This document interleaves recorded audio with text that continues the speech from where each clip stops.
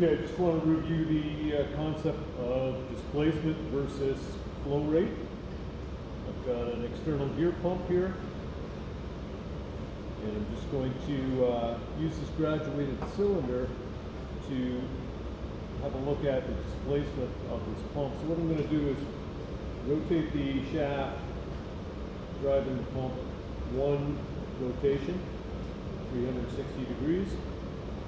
And we'll just measure how much fluid came out of that. And we've got 20 cc's or 20 milliliters of hydraulic oil. So that's the displacement of this pump.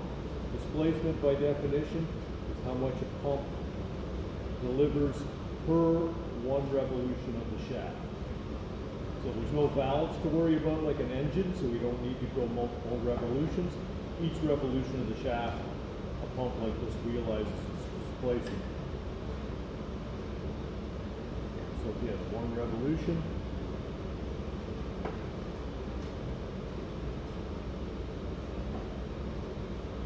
and getting 20 milliliters or 20 cc's of hydraulic oil. Now using metric is more common with displacement of pumps, I find, and it makes the math much simpler to use and calculate and observe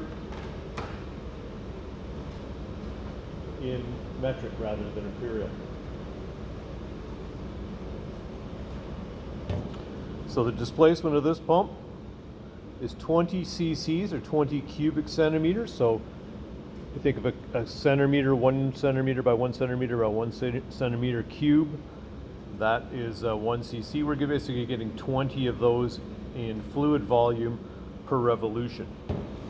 I could also say 20 milliliters per revolution. That's the same as saying 20 cc's per revolution. For whatever reason, using cc's is oddly more common with hydraulic pumps for displacement ratings rather than milliliters, despite it being a fluid measure.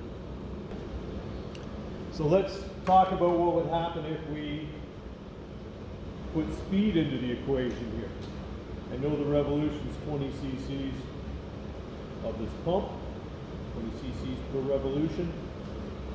So if I go around at a faster speed with the shaft, obviously I'm going to get a faster rate of oil delivery. Let's do the math on 1,000 RPM. So if I've got a diesel engine here turning this pump, and it's turning at a relatively fast idle of 1,000 RPM, let's calculate how much flow we would get and what the rate of that flow would be. So the flow rate of a pump like this, a fixed displacement pump that has a known displacement, we can simply say that the flow rate is that displacement times the speed. So we've got our flow rate then is for this pump is going to be equal to its displacement, which is 20 cc's per revolution, times now a speed we're going to say is 1,000 revolutions per minute. So we're adding time in here. We've got per minute. So we're talking about a rate now. So if we multiply that out, we're going to end up with 20,000 cc's per minute of flow rate. And of course, 20,000 cc's is the same as saying 20 liters in metric. So cubic centimeters, 20,000 of those is 20 liters, 1,000 cc's in a liter. So we're going to get 20 liters per minute from this pump. And then if I wanted to convert that to US gallons per minute, I could use a conversion rate. We just divide it by 3.8. There's approximately 3.8 liters in a US gallon. But we'll just leave it metric for now, just to visualize that. So there's a 20 liter pail. So at 1,000 RPM of pump speed, if I've got a pump that's putting out 20 cc's per revolution, I turn that at 1,000 revolutions per minute, I could expect to fill this pail every minute with oil coming from that pump, just to be able to visualize the flow rate, adding time to the equation versus the displacement. So again, this is an external gear pump. It is fixed displacement. That means it is sized at 20 cc's per revolution. That's what it's going to pump each and every revolution, and that's always fixed. What is variable is the speed, but this is a fixed pump with a variable speed drive. We hook it to a diesel engine, and we give the operator an accelerator pedal or lever Then we can change the flow rate of the pump by changing the speed. So the speed is a variable with a fixed displacement pump. And we could measure that flow rate, of course, by running the discharge into a pail for that period of time that we've allotted, or we could use a flow meter like this. This is an inline flow meter that's going to measure the flow, and of course we ran that pump through this at 1,000 RPM of shaft speed. We would get our 20 liters per minute, which is the maximum rating of this particular flow meter, but these come in larger sizes for larger pumps or larger speeds on a smaller pump where we expect a higher flow rate. A chart like this in a book may also be employed where they're cross-referencing pump displacement and then the flow rate at a certain speed. So here's an example of a chart that gives us a pump displacement range and in cubic inches per revolution as well as cc's per revolution. So there's a pump that's kind of close. There's one that's 23 cc's per revolution. And then they tell us over on this part of the chart, if it was turning at 1800 RPM, we could expect a flow rate of 11.5 gallons per minute or 43.5 liters per minute at 1800 RPM. So their speed's higher than we were talking about. Obviously, we're getting more flow. And then they're talking about that being at 0 psi pressure.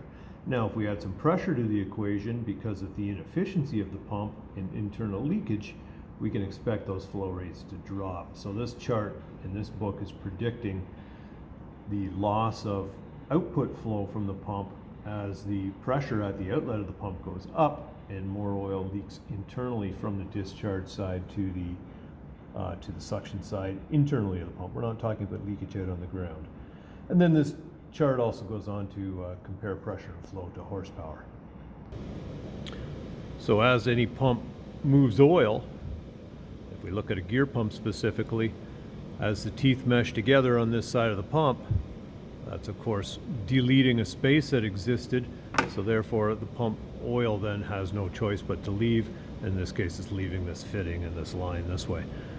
And then the teeth are separating on the other half of the rotation at the right side of what we're looking at here.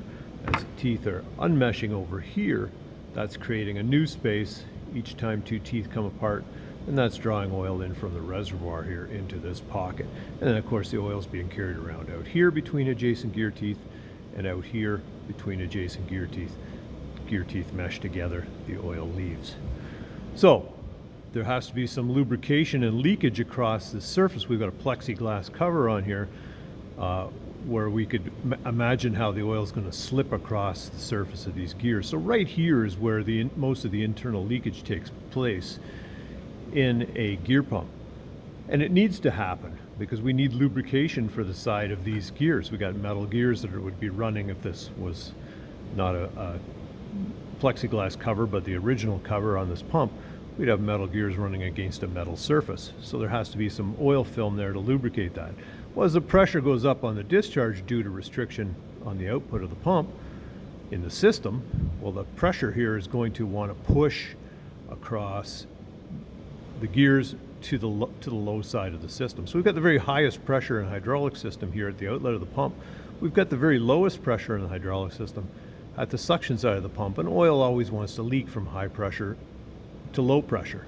So it's going to be trying to slide through there. So as the pressure goes up, that difference in pressure from high to low goes up, and therefore more oil wants to leak across that internal passage. That's, again, intentional. So it's often said with a gear pump that 10% internal leakage is acceptable as their maximum amount at 1,000 psi of pressure. And once a pump begins to leak more than that 10%, then its performance is questionable and it's probably time for a rebuild.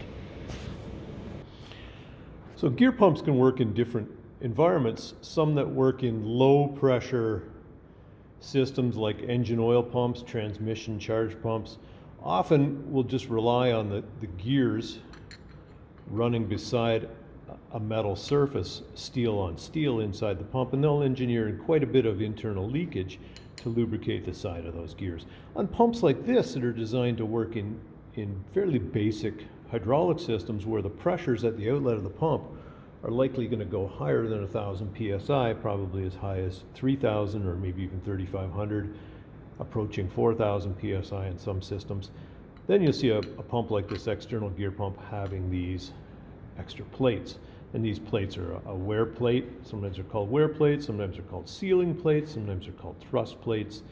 But they are designed to be a sacrificial part that wears during the life of the pump. You can see there's some embeddability, and debris will get embedded into this one. Particular one's brass, and there's some cavitation erosion on here, or maybe aeration erosion. But on the back side, I also noticed there's some seals that are designed to help reduce the leakage internally from the high pressure side. Here's the discharge side of the pump. Here's the suction side. So again, we got the very highest pressure here, very lowest pressure here in the entire hydraulic system. So oil is going to want to sneak from the high pressure side across, not only on the gear face, which it'll have to be designed to do, but now that we've got brass on steel, the engineers can tighten up those tolerances. They can make them run a little closer, a little tighter than steel on steel, because brass is a little softer and it can wear. But also on the back side, where this plate would seal against the housing, on this surface, again, where high pressure oil is going to want to leak to low pressure oil, we've got this red and black, in this case, seal, the black being a softer O-ring material, the red being a harder kind of backup ring material. And that's going to keep oil from sneaking past from high pressure to low pressure between this plate and the steel housing the surface of this end of the pump. So high pressure sealing will look like this in some pumps, and again, that's going to seal against the housing. When this is assembled, it will help that oil keep from sneaking through behind that plate. And then we've got a similar looking plate on the other side as well, again with high pressure seals. So this one would go in this way, so the seals are closest to the high pressure discharge port, and the seals would be down against the housing. When the gears go in, then this sealing plate goes on top, and again it goes this way with the seals closest to the high pressure side.